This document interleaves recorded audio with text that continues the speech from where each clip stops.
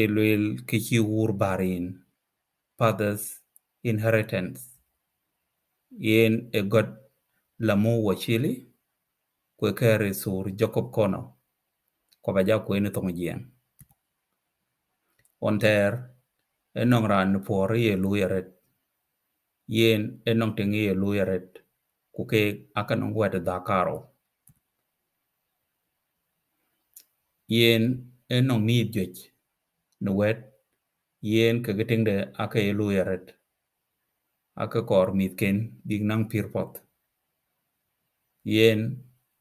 echin ke kapal kek bigaloy kon chi kam ilong tingde ochibanato monyangot ichokor mit ke bigaloy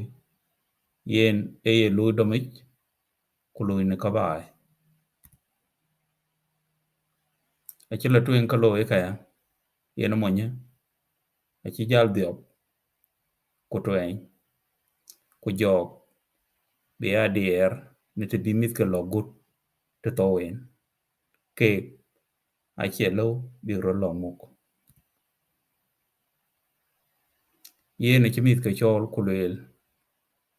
kidien babar wek e dab gakaret chake to ne dumech ke yen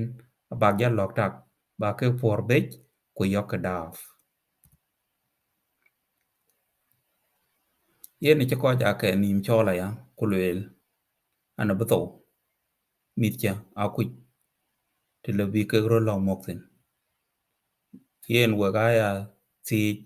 ba ke logating agud big ro lok lew eting no guken on chi mo nyito ko ja ke ni achimit ke ya long moj emiet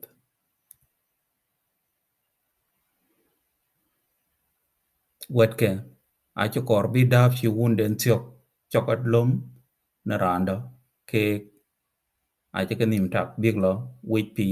guken ke ga chi pin wich aye dom to wich kuleke dom da ku achindab chi ga yo ke ga chi ni pi kuran tong de ke achithich daga ye tak wada acho wen nyin